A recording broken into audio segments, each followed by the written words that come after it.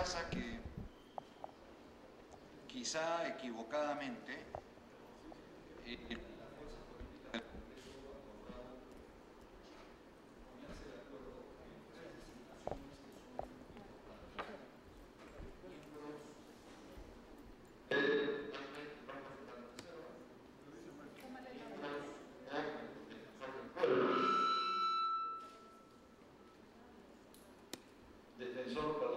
defensor del pueblo, y el tercero, los miembros del Tribunal Constitucional.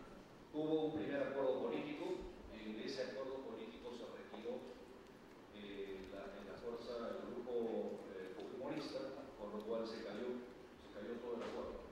Entonces sí hay una cierta premura de parte de la gente cercana a Velarde de completarlo con la gente que Velarde quiere tener al lado de él, pero lamentablemente creo que la gente que lo está acompañando por ese momento no significa ningún problema. O sea, no es que está el Banco Central de Reserva, el directorio que esté encabezado, sino simplemente falta que el Congreso se ponga de acuerdo en quiénes se van a presentar. Es imposible decir una fecha, probablemente ocurra en el mes de marzo, pero involucra el acuerdo de los otros temas que son temas más complejos todavía.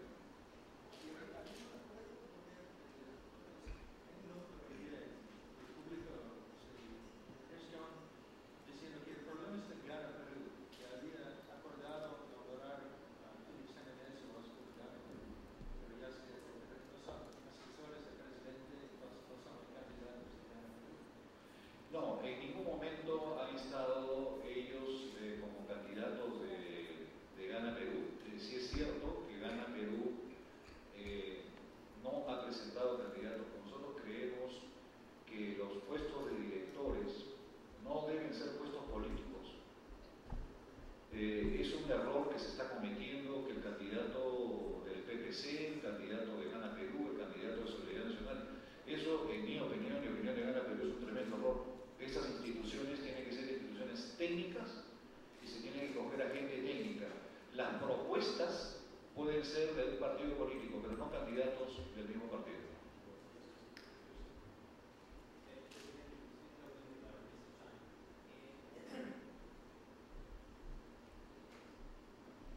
Bueno, una pregunta sobre el acuerdo energético con Brasil. Ese acuerdo fue propuesto por el gobierno de Alan García, luego retirado en octubre. El gobierno lo mandó de nuevo al Congreso y desde entonces no hay mucho. Sé por fuentes en Brasil que el gobierno de Brasil está presionando y quiere que aprueben una vez el acuerdo tanto en Perú como en Brasilia. ¿En dónde queda este acuerdo? Miren, ustedes saben que esos acuerdos, sí que se pueden llamar acuerdos, digamos, energéticos que firmó Alan García con Brasil, implican una serie de situaciones vinculadas al medio ambiente. O sea, tienen una enorme complejidad con pueblos que viven en las zonas, pueblos no contactados que viven en las zonas, reservas naturales que están dentro del área.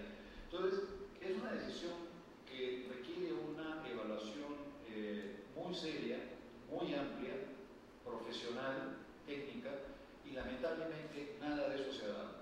O sea, simplemente se ha conversado, sí, ya en Ñambara y aquí y allá hacemos, pero no ha habido ningún avance técnico serio que permita asegurar que esas hidroeléctricas sean viables tanto ambientalmente como para el desarrollo nacional y de la ciudad. ¿Qué tal, presidente del Congreso, Linda Merster de NTN 24? Hoy ha aparecido una denuncia en Perú 21 que asegura que usted utilizaría gestores para intervenir en proyectos. En este caso, ¿qué influencia tiene Luis Paredes Terry en este sentido, sobre todo en el proyecto que se está mencionando de la central hidroeléctrica de Chilca, porque tiene una inversión de más de 700 millones de dólares? Miren, les voy a tratar de explicar algo. No tiene nada que ver el tema de los gestores con el tema de Chilca. El tema de los reclamos de la población de Chilca, los reclamos de los agricultores de Chilca, los reclamos de los urbanos de Chilca, los reclamos de los pescadores de Pucusana, los reclamos de los pescadores de Chilca que vinieron aquí al Congreso a presentar sus reclamos. Se organizó una reunión donde fue el señor Paredes en su calidad de director del área de enlace del Congreso. Ahí sí quiero hacer una mención. El señor Paredes se excedió en sus comentarios. Hizo comentarios que están totalmente fuera de sus atribuciones, por lo tanto se le ha pedido que ponga su cargo a disposición. Pero de ahí a inferir que lo que pretende hacer ese medio, que mezclar papas con camotes o mezclar arroz con mango, significa realmente un trabajo periodístico muy, muy pobre, que ni siquiera tienen idea de cosas de lo que está ocurriendo en el Congreso de la República. ¿Descarta usted cualquier tipo de injerencia por parte de su persona en esta situación, entonces? Absolutamente, absolutamente. Nosotros estamos haciendo dos labores en paralelo. Una es representar a los pobladores de Chilca que tienen reclamos puntuales ante el Ministerio de Energía y Minas, ante el Ministerio de Ambiente, ante Osinergim. Todas esas reuniones se han llevado a cabo aquí en el Congreso. O sea, no es un tema de que salió de la idea de alguien, no, todo esto es un tema que se viene trabajando de la mano, buscando soluciones, aportando, cumpliendo las funciones que tiene un congresista, que es mediar cuando hay conflictos sociales. El tema de los gestores es otro tema completamente distinto que no tiene nada que ver con Chilca. Gracias. Buenos días, señora Bogotá. César Moreno, de Telesur. Las asociaciones de pueblos indígenas y amazónicos se han expresado acerca de la ley de consulta previa. Ellos lo que plantean es que no se reglamente esta ley, sino más bien que se cambien que se cambie la ley, digamos, muchos artículos. Mira, la ley se debatió durante 4 años aproximadamente, del periodo 2006 al 2011. Y participaron prácticamente todas las organizaciones de campesinos, nativos, todos, o sea, todos cuanto estuvo abierta la invitación. Y el texto final fue con la participación de la gran mayoría de ellos. Entonces, ahora salen algunas voces discordantes de decir, ya no queremos esta ley, queremos otra. Pero la ley es un fiel reflejo de lo que dice el convenio 169 de la OIT. Más allá de eso, sí, se podría ir más allá de eso, pero ya el Congreso llegó a un consenso. El tema está que eso se tiene que aplicar. Y estamos demorándonos, nosotros, el Ejecutivo, se está demorando en la reglamentación.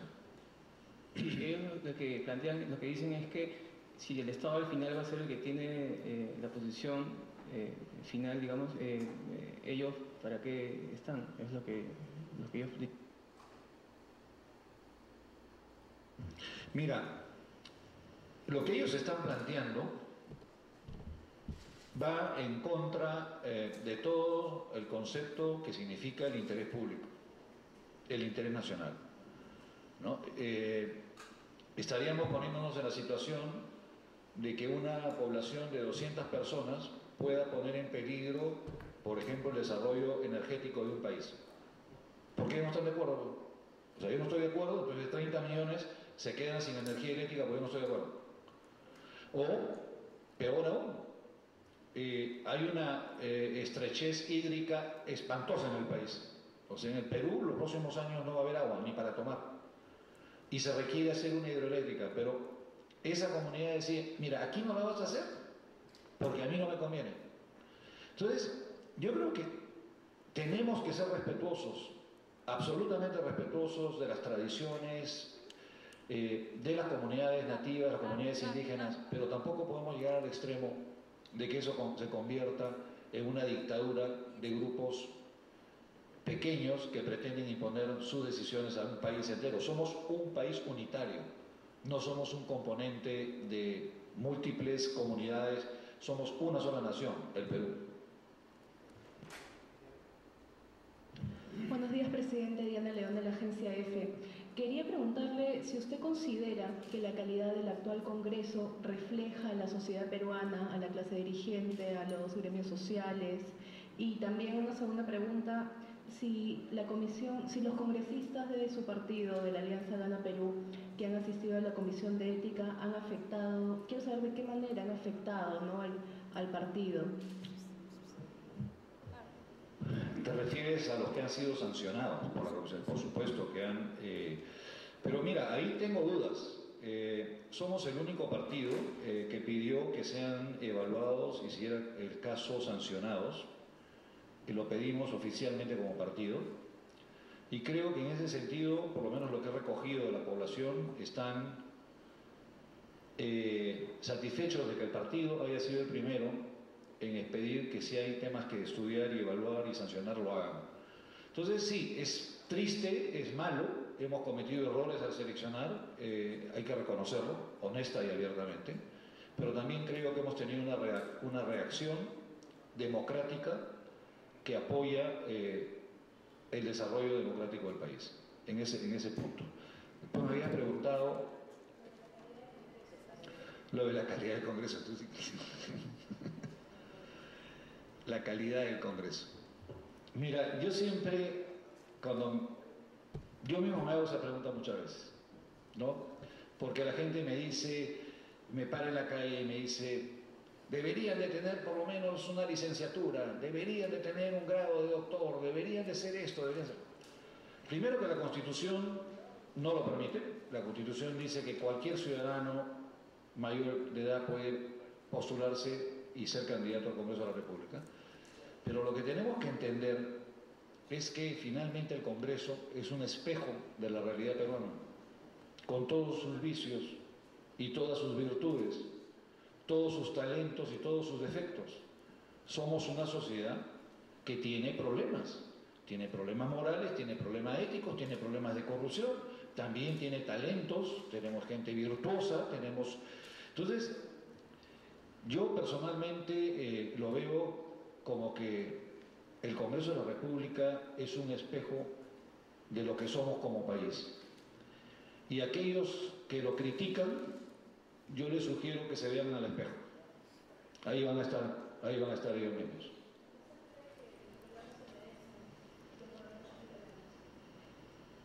¿Quién los eligió? ¿Quién los eligió? Ahora, que si quieres entrar a la discusión de que si se debe ser, que debe ponerse límites de formación académica, etcétera, yo creo que para eso existen otras instancias como el Senado, que podrían evaluar, pero lo que viene a ser una Cámara Baja, una Cámara de Diputados, lo democrático, lo constitucional, es que se pueda presentar todo aquel que cumple los requisitos fundamentales, que son simplemente ser mayor de edad. Presidente, Omar Beniluz, de la agencia Reuters. En realidad tengo dos precisiones respecto al tema del Banco Central. El candidato, usted dijo que Gana Perú como bancada no va a presentar un candidato, o si lo va a presentar, y a quién tienen en mente, porque se había especulado sobre muchos nombres. Otro dijo que esto se estaría resolviendo en marzo, o se empezaría a ver en marzo, y porque mencionó que había otros temas pendientes en agenda que se tenían que ver primero. ¿Eso me puede precisar esos puntos? Sí, cómo no. Lo que quiero decir, y quiero aclarar esto, que nosotros como Gana Perú no tenemos un candidato del partido.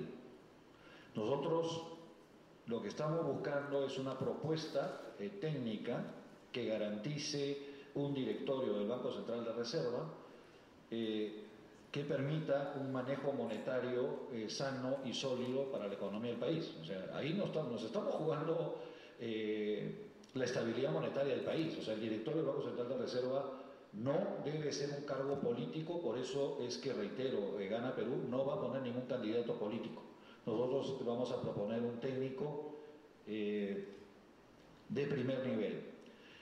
Yo lo que he explicado es que en un principio la intención fue: resolvemos tres temas: Banco Central de Reserva, Defensoría del Pueblo y Tribunal Constitucional en un acuerdo con todas las fuerzas políticas, y de esa manera, la idea era que eso ya se resuelva en septiembre. Esa fue la propuesta. Pero, lamentablemente, el partido fujimorista se retiró del acuerdo, con lo cual se cayó todo. Se cayó BCR, se cayó Defensoría del Pueblo y se cayó el Tribunal Constitucional. Nosotros esperamos que reflexionen los miembros del fujimorismo y podamos retomar el tema a partir del 1 de marzo, que se reinician las labores congresales, ¿no? Todo en conjunto. AF, creo. Sí. No, A mí, ¿no? Sí. Bueno, Diego Colomino, Radio Canal Barcelona. Luego de la captura de Artemio ha trascendido que dentro de la información que se le ha encontrado habría nombres de varios congresistas. ¿Tiene usted alguna información o que Artemio había mantenido comunicación con algunos congresistas? ¿Tiene usted alguna información al respecto y cuál va a ser la posición del Congreso una vez se conozca esos nombres? Bueno, una vez que se conozcan esos nombres va a ser realmente una situación de sorpresa, ¿no? O sea, que un congresista haya estado manteniendo contactos con el terrorista más buscado en el país es sumamente grave. Y eso ya implica una labor de la Fuerza de Lucha contra el Terrorismo y del Ministerio Público y del Poder Judicial. O sea, definitivamente es un tema que escapa a lo legislativo y es un tema que pasa al tema delincuencial. Ahora, aparentemente, por la información, digamos, que ha trascendido, no sé si será realmente cierta o no, no solamente habría tenido comunicaciones fluidas con algunos excongresistas, sino con algunos miembros de otras fuerzas del orden, ¿no? Entonces, eso es algo que tendrá que explicar en su momento la Dirección Nacional de Lucha contra el Terrorismo. No sé que esa información debe ser pública o no debe ser pública, lo determinarán ellos, ¿no? Hablando de congresistas, por ahí salió alguna información que podrían ser excongresistas vinculados al tema cocalero, como es el caso de la congresista Elsa Malpartida, Yaneca Joahuanca.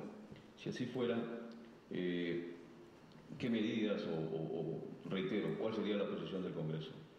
Mira, yo creo que ahí lo que cabría definitivamente, ambas son miembros del Partido Nacionalista.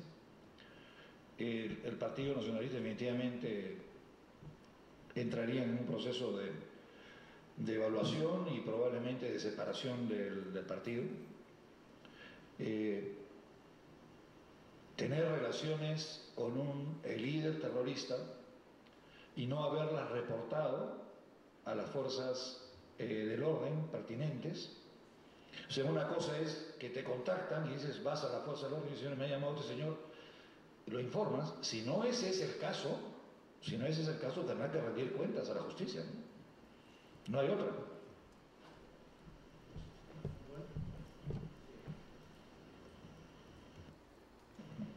Uno de los temas de mayor polémica, conflicto en el anterior Congreso fue las autorizaciones de ingresos de fuerzas militares extranjeras a discreción. ¿Se ha cambiado esa metodología de autorización? ¿Ha habido autorizaciones durante este transcurso de esta legislatura, este nuevo Congreso? Sí. ¿Cuáles, si se pudiera saber? Hemos logrado, digamos, nos enviaron, si no recuerdo bien, en diciembre, o sea, aproximadamente en diciembre, nos enviaron un paquete completo de, no sé, una cantidad muy importante de ingresos de tropas durante todo el año, ¿no? Que fue la forma como el APRA hizo una aprobación ilegal, inconstitucional, que es a la que te refieres tú.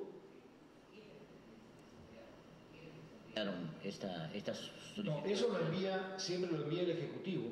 El Ministerio de Defensa es el único autorizado a enviar. Entonces, lo que se le explicó al Ministerio de Defensa, cuáles eran los procedimientos adecuados, y esos procedimientos involucran que se tiene que indicar cuando es personal con armamento, el nombre del personal, el tipo del armamento, el tiempo de duración y qué tipo de operación o capacitación o entrenamiento conjunto vienen a hacer.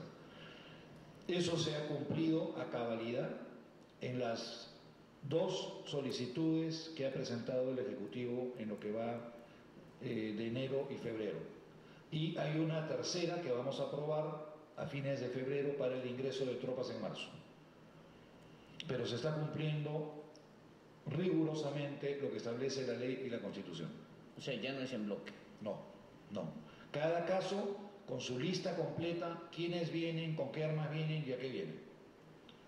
¿Se puede acceder a esa información? Por supuesto, está colgada en la página web del Congreso.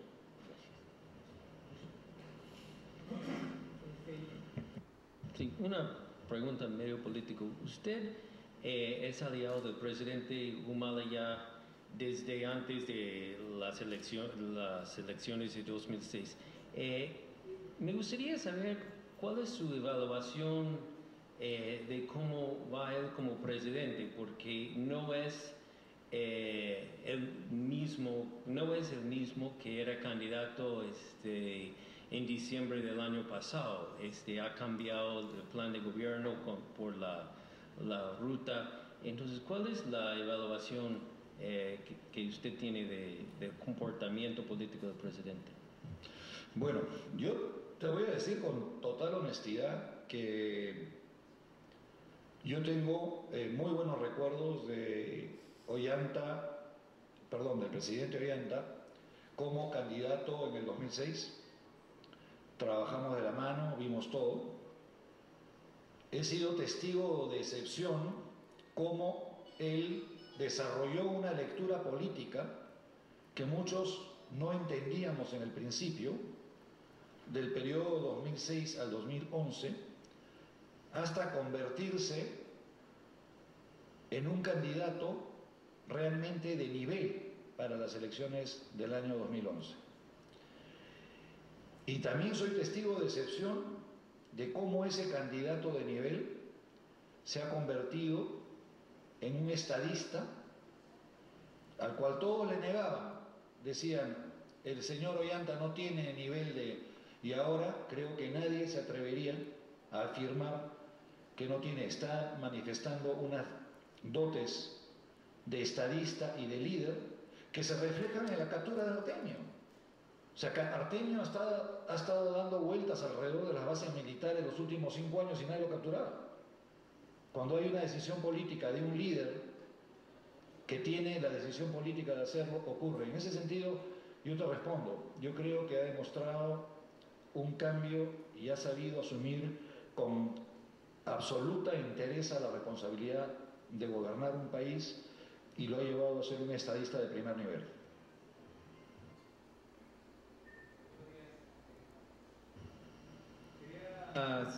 Preguntarle, Francisco Zacarías, Hispan TV, presidente del Congreso, quería preguntarle, luego de la captura de Artemio, se ha dado a conocer que existen números telefónicos en el aparato satelital de algunos políticos, dirigentes cocaleros, miembros policiales, miembros del ejército, se ha estado mencionando. ¿Va a formar una comisión investigadora en el Congreso para ver esto? Mira, haces una pregunta muy interesante porque ayer me preguntó justamente la presidenta de la Comisión de Inteligencia que quería citar de una vez a la gente. Yo en ese momento reflexioné y le dije, un momento, ahorita estamos en una etapa policial. O sea, esto es, no podemos como legislativo interferir en una investigación policial. O sea, recién está con los 15 días que tienen los terroristas que tienen que levantar la información. Yo lo que sí dije es que vayan solicitando la información por escrito. O sea, digan, señores, acá la Comisión de Inteligencia del Congreso tiene la obligación y el Ejecutivo tiene la obligación de brindarle la información, porque como tú muy bien lo has señalado, o sea, se está resaltando mucho que congresistas, pero no son solo congresistas, hay políticos, hay aparentemente generales de aquí, generales de allá, hay gente de todo tipo. Entonces, si realmente queremos saber la magnitud y las ramificaciones de un líder terrorista como ha sido Artemio y hasta dónde estaba compenetrado con alguna gente, yo creo que esa información es fundamental. Ahora, esa información tampoco podría ser pública en este momento, porque evidentemente, si estás encontrando que Artemio ha tenido 200 llamadas con un determinado político en 3 meses, ese político está tan involucrado con él, o el general, o el empresario, quien sea, ¿no? Entonces, tenemos que actuar con mucha cautela, no interferir en las investigaciones del Poder Judicial, porque serían perjudiciales para el país, ¿no? Sí, una consulta, presidente. El Congreso pasado amplió, si mal no recuerdo, el PAMA a Dourán, le dio 20 meses a través de un proyecto que se dio en el Congreso. ¿Este Congreso también podría, digamos, asumir una medida similar con Dourán? Es decir, el Ejecutivo mandar un proyecto, el Congreso aprobarlo, algún mecanismo similar que le dé la viabilidad a Dourán para que opere, y cuándo se estaría viendo este tema en el Parlamento. Mira, hay ya un proyecto ingresado. Te puedo hablar a título personal como congresista Aníbal Botas. Yo sí estoy de acuerdo que hay que darles todas las facilidades para que, si es que la reestructuración que están presentando Indecopi es aprobada por los acreedores, si no se amplía el PAMA es inviable.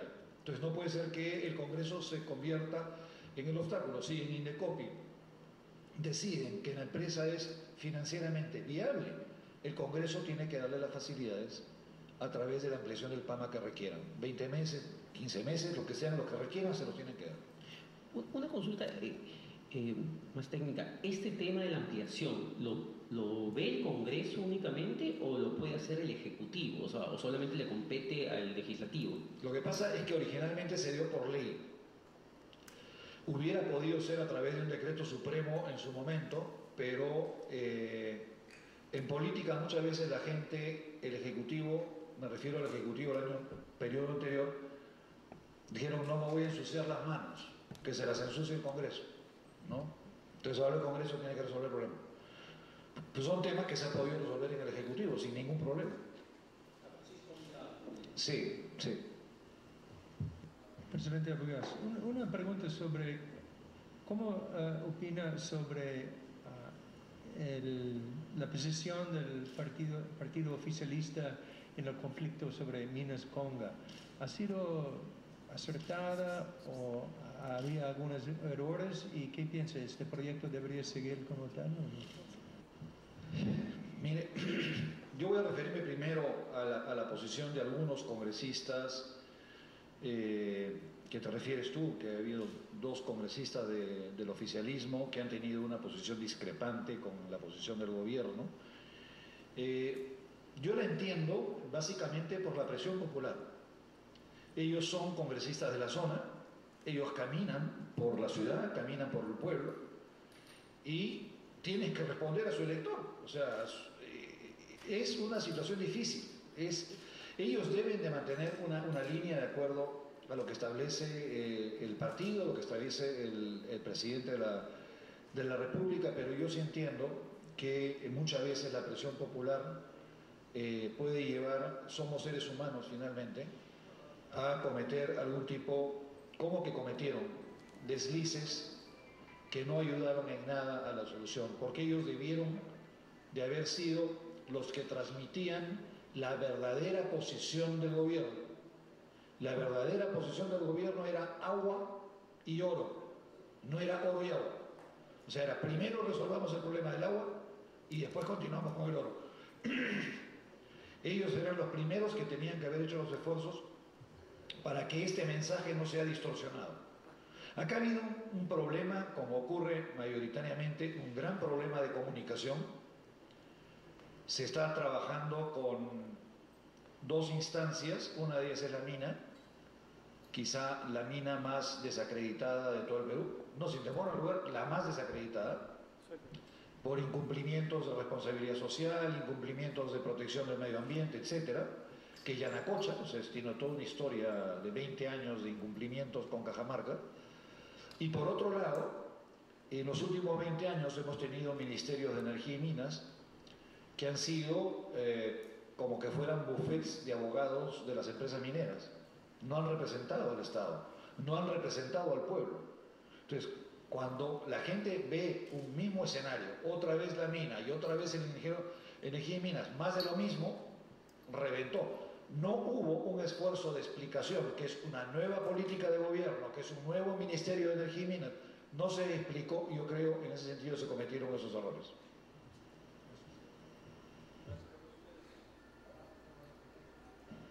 Presidente Bogotas, retomando este tema de la captura de Artemio, luego que Estados Unidos ofreció pagar la recompensa de $5 millones, se estuvo mencionando que tanto los oficiales del ejército y la policía no recibirían porque hay una ley que dice que no se le debe entregar dinero a la policía, a los oficiales de la policía y el ejército. Por otro lado, también se ha mencionado que, bueno, no se les entregaría recompensas, sino como una especie de beneficios o un tipo de premio, emolumento. Finalmente, ¿se ha decidido qué es lo que se va a disponer respecto a los oficiales? Mira, la verdad que desconozco cuál es la situación exacta, pero me parecería una injusticia de que no se cumpla con algo que está prometido. Y hay mil formas de hacerlo. Lo puedes hacer a través de una bonificación, de bonos, no tiene que estar como recompensa necesariamente, ¿no? O sea, bonos de trabajo extraordinarios se aplican en todos los lugares, o sea, igual. O sea, me parecería una mezquindad no cumplir con la recompensa.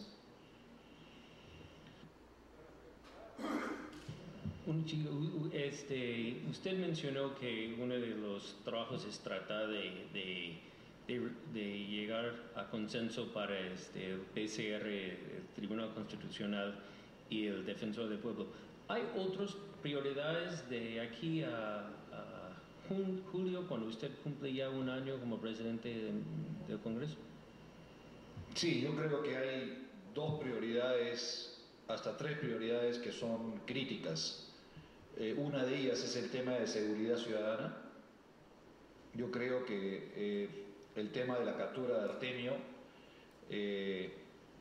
genera ya todo un clima de mayor tranquilidad en la población, pero tenemos que continuar fortaleciendo las instituciones, dando las medidas legislativas necesarias para que la seguridad ciudadana llegue a todos y a cada uno de los peruanos. Me refiero a nivel nacional. Entonces, ese es un tema que nos hemos planteado, queremos resolver prioritariamente, de ser posible, en el mes de marzo. Otro tema que requiere un fortalecimiento es el tema de la inclusión social. Se ha creado el ministerio, se han creado programas, pero creo que tenemos que tener una participación mucho más activa para efectos de lograr que la inclusión social se haga una realidad en el país. Y un tercer tema que yo considero de vital importancia es el tema de la nutrición infantil y el desarrollo de nuestra juventud.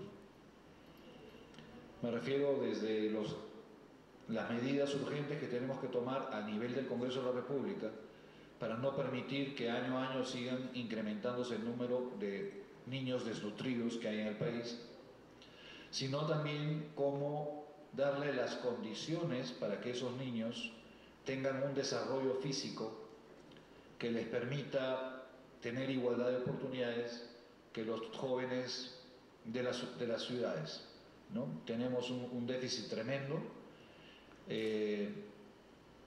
y ahí yo creo que hay un trabajo urgente que tiene que hacer el Congreso de la República a través del Ministerio de Educación, con el Ministerio de Salud.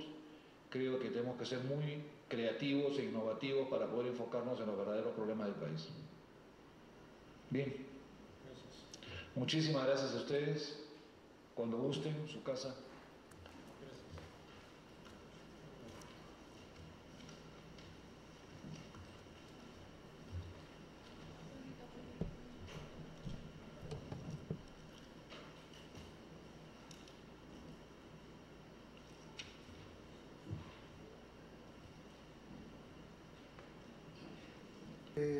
Se saluda la participación del señor José Calvo.